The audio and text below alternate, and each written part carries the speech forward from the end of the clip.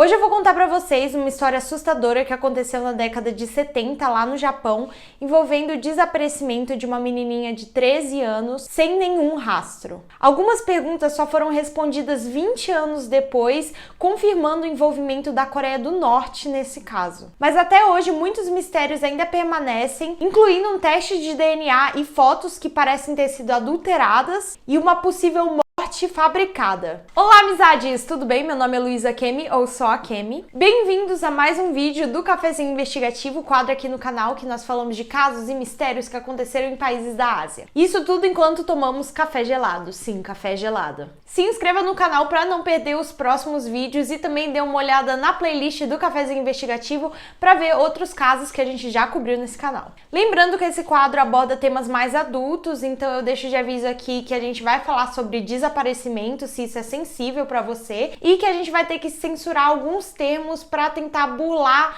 a censura do YouTube. Megumi Yokota nasceu no dia 5 de outubro de 1964 na cidade de Niigata, no Japão. Ela era a filha mais velha do casal Yokota e ela também tinha dois irmãos mais novos. No dia 15 de novembro de 1977, a Megumi, que na época tinha 13 anos, passou a tarde inteira na escola praticando badminton. Apesar de ser um caminho de apenas 7 minutos entre as quadras de badminton da escola e a casa dela, por algum motivo ela nunca chegou em casa naquele dia. Os pais estranharam muito esse atraso da Megumi, porque não era do feitio dela, então eles resolveram ligar para uma colega de classe dela, e quando eles descobriram que essa outra menina chegou em casa sem nenhum problema normalmente, o primeiro instinto dos pais foi ir até a escola para descobrir o que estava acontecendo. Só que pro terror deles, quando eles chegaram lá, eles descobriram que todos os alunos já tinham ido embora e não tinha mais ninguém na escola. Os pais ligaram então para a polícia, que começaram uma investigação extremamente extensa. Eles tentaram recriar todos os passos que a Megumi possivelmente poderia ter dado naquele dia.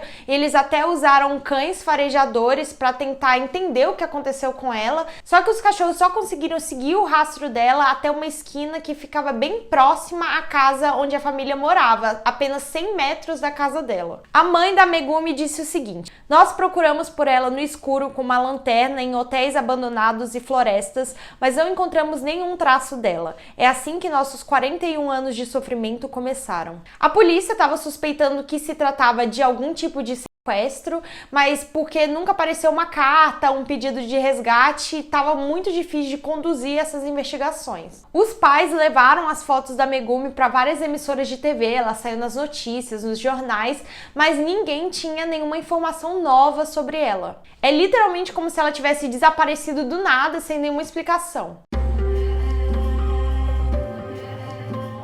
Então, em 1997, 20 anos depois do desaparecimento da Megumi, os pais finalmente receberam algum update desse caso. Um oficial do governo japonês entrou em contato com a família Yokota para comunicar que a filha do casal tinha, na real, sido capturada por agentes secretos da Coreia do Norte. Nesse mesmo ano, um homem que trabalhava como ex-espião norte-coreano conseguiu fugir lá do governo ditatorial e foi até a Coreia do Sul. Esse homem revelou alguns projetos e algumas coisas que estavam acontecendo dentro do governo norte-coreano, e uma das histórias que ele contou é sobre uma menininha jovem japonesa que foi sequestrada numa cidadezinha litorânea do Japão e foi levada até a Coreia do Norte através de um barco. Para quem vive desse lado do mundo, essa história pode parecer um caso de ficção, um filme de ação, mas a realidade é ainda mais cruel. Na década de 70, a Coreia do Norte estava investindo bastante em pesquisa para desenvolver o seu programa nuclear. Nesse contexto, começaram a surgir projetos de espionagem lá na Coreia do Norte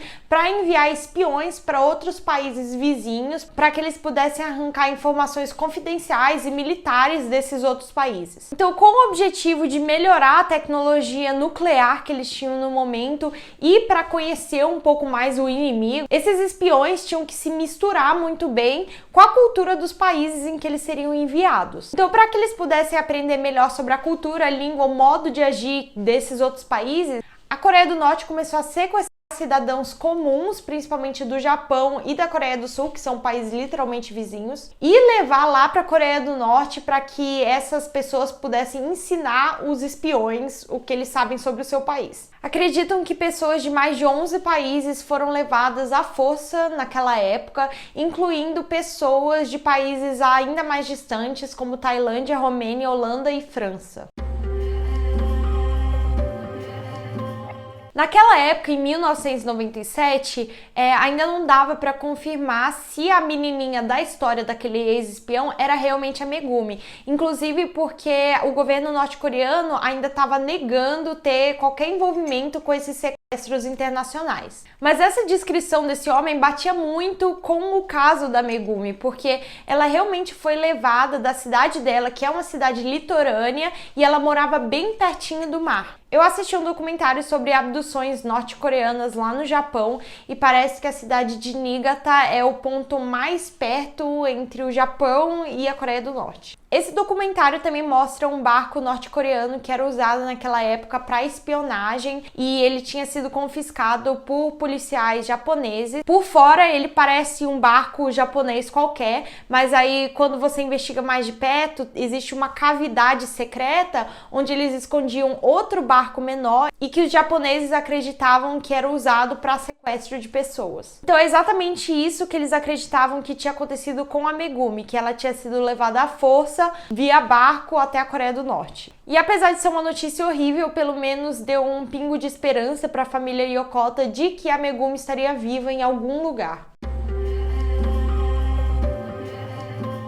E esse mistério permaneceu até 2002, quando aconteceu um momento histórico na diplomacia internacional. O primeiro-ministro japonês encontrou o ditador coreano Kim Jong-il lá na capital da Coreia do Norte, Pyongyang. E nesse encontro, a Coreia do Norte finalmente reconheceu esse sequestro que aconteceram nos anos 70 no Japão e também revelaram a identidade de 17 japoneses que foram levados à força e obrigados a trabalhar para o governo norte-coreano, ensinando esses espiões a sua língua, a sua cultura. Dessas 17 pessoas, 5 delas puderam retornar às suas famílias no Japão, mas infelizmente a Megumi não estava entre elas. Segundo o governo norte-coreano, essas outras pessoas faleceram por motivos diversos. Eles até apresentaram o certificado de óbito de algumas dessas pessoas, e entre elas estava a Megumi, e que, segundo eles, ela faleceu em 1993 ao tirar sua própria vida. É importante dizer que foi trágico o que aconteceu com todas as vítimas nesse caso, mas que a história da Megumi em particular virou quase que a face desse problema. Isso porque das 17 pessoas que foram reveladas, a Megumi era a única criança a ser levada. Porque muitas pessoas acreditam que podem ter vários outros casos de pessoas que foram levadas, mas que o governo norte-coreano não reconhece. E agora o negócio fica muito mais estranho, porque a família da Megumi tem fortes indícios para acreditar que esse não foi o fim da sua filha, que talvez essa história de suicídio tenha sido forjada. E agora vamos às evidências de que a Coreia do Norte talvez não tenha falado toda a verdade. Juntamente com o atestado de óbito da Megumi, foram enviados cinzas que a Coreia do Norte diz ser da Megumi, mas quando foi feito um teste de DNA nessas amostras, o resultado mostrou que essas cinzas não eram da Megumi. Esse é um tópico um pouco controverso, porque eu li na internet que saiu em 2005 uma reportagem na revista Nature que dizia que o teste na verdade tinha dado inconclusivo. Parece que a análise de DNA foi conduzida por um estudante chamado Yoshi Tomio, que na época ainda não tinha nenhuma experiência com análises forenses e que na hora que ele estava fazendo esse teste nas cinzas da Megumi, ele não teve assistência de algum professor ou profissional da área. Por esse motivo é possível que a amostra tenha sido contaminada na hora de conduzir esse teste e é por isso que tenha dado inconclusivo. E nesses casos de resultado inconclusivo não quer dizer que é impossível que fossem as cinzas da Megumi, só que não foi possível verificar se era ou não. Daí teve todo um embate entre a revista e o secretário-chefe do gabinete japonês, que criticou muito essa matéria quando saiu. O que a revista argumentou é que talvez fosse interessante politicamente falando que o Japão pintasse a Coreia do Norte como fraudulenta. E não me entendam mal, a Coreia do Norte já provou ser extremamente fraudulenta e é indiscutível o fato de que os sequestro da Megumi e dessas várias outras pessoas é um crime. Mas talvez no caso apenas desse teste de DNA especificamente fosse interessante para o governo japonês pegar esse resultado inconclusivo e extrapolar o significado para acusar a Coreia do Norte de mais coisas, sabe? O ponto é, pode ser que tenha sido um erro na hora dessa análise, ou pode ser que as cinzas realmente não eram dela, mas se a gente sabe a verdade, não. 2. Como eu falei anteriormente, apenas 5 das pessoas voltaram vivas para o Japão. E segundo o governo norte-coreano, todas as outras pessoas faleceram por motivos diversos, seja ataque do coração, cirrose, acidente de carro, e eles também enviaram certificado de óbito dessas pessoas. Só que a coisa mais bizarra é que 7 desses certificados de óbito foram emitidos exatamente do mesmo hospital lá na Coreia do Norte, apesar de todas essas pessoas supostamente morarem em regiões completamente diferentes do país e terem falecido em momentos diferentes. Além disso, num documentário mostra as famílias dessas pessoas mostrando os documentos e falando o quanto que o carimbo em cada um desses certificados era exatamente o mesmo. Tipo, eles estavam exatamente na mesma posição, na mesma angulatura, tinham as mesmas marcas. Se você colocasse um sobreposto no outro, você ia ver que parecia um template. Então essa era a teoria, que todos os certificados foram emitidos ao mesmo tempo, como um template,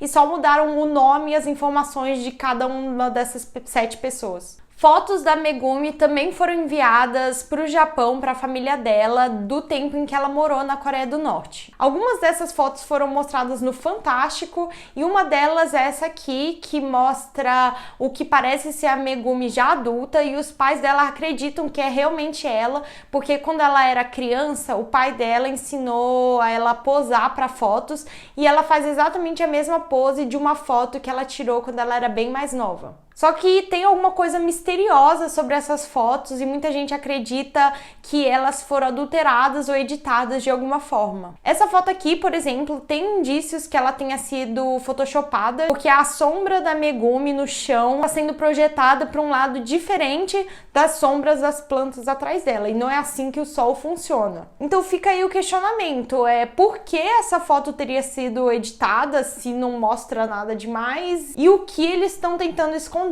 Outro detalhe importantíssimo é que algumas dessas fotos mostram a Megumi com outro homem que, na verdade, ela acabou casando durante o seu tempo lá na Coreia do Norte, e ele se chama Kim Yong-nam. Esse rapaz, ele é um sul-coreano que também foi sequestrado do seu país de origem quando ele tinha apenas 16 anos. Dizem que essa foto do casal também foi adulterada porque as proporções do casal com o resto dos objetos na foto parece meio estranha, como se não fosse natural, então não sei. Enfim, depois que esses documentos foram enviados, o próprio marido da Megumi se pronunciou dizendo que os dois se casaram em 1986 e que de fato a Megumi tinha alguns pensamentos suicidas, meio que confirmando o que foi dito pelo governo norte-coreano, mas os pais da Megumi acreditam que ele foi meio coagido a falar essas coisas, como se ele estivesse seguindo um roteiro. Mas a história não para por aqui, porque segundo o Yong-nam, o casal teve uma filha chamada Kim Eun-gyeon. E essa parte da história é realmente verdade, porque conduziram um teste de DNA nessa menina e comprovaram a veracidade de que ela é realmente filha da Megumi. Em 2014, a Coreia do Norte concedeu aos pais da Megumi o direito de conhecer a sua neta, então eles viajaram até a Mongólia para passar uns 3 dias conversando com ela. Só que durante esses 3 dias eles nunca puderam realmente perguntar ou confrontar a menina sobre a vida e a morte da Megumi. Eles não tinham autorização para falar sobre esses assuntos delicados, e a gente tem que lembrar que provavelmente esse encontro foi altamente vigiado, que eles não estavam sozinhos em nenhum momento.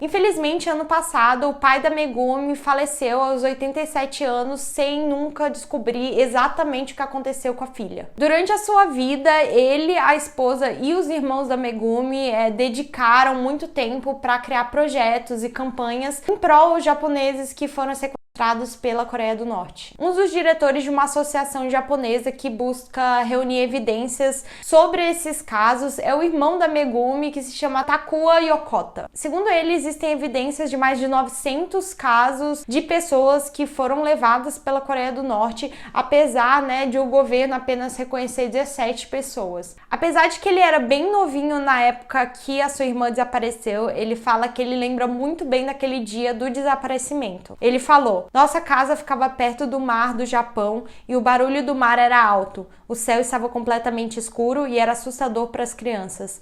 Era uma imagem muito escura. Hoje em dia, muitos japoneses acreditam que a Megumi está viva em algum lugar lá na Coreia do Norte e o desaparecimento dela foi muito simbólico no país. Pelo menos 4 documentários foram gravados sobre o caso, tiveram especiais de TV, músicas de cantores internacionais, filmes e até um mangá e um anime foram criados com o nome Megumi. Muitos detalhes dessa história continuam um mistério e enquanto as famílias dessas pessoas ainda lutam para encontrar mais informações e para impedir que mais violações aos direitos humanos sejam cometidos pela Coreia do Norte, eu deixo aqui para vocês as palavras do irmão da Megumi. Acho que ela imaginou muitas coisas em sua vida: ir para o ensino médio, ir para a universidade, o trabalho que ela queria fazer, se casar e ter um filho. Esses sonhos e desejos foram privados contra sua vontade de uma forma violenta. E esse foi o caso de hoje, parcialmente sem solução, parcialmente solucionado, não sei dizer, é muito triste mesmo.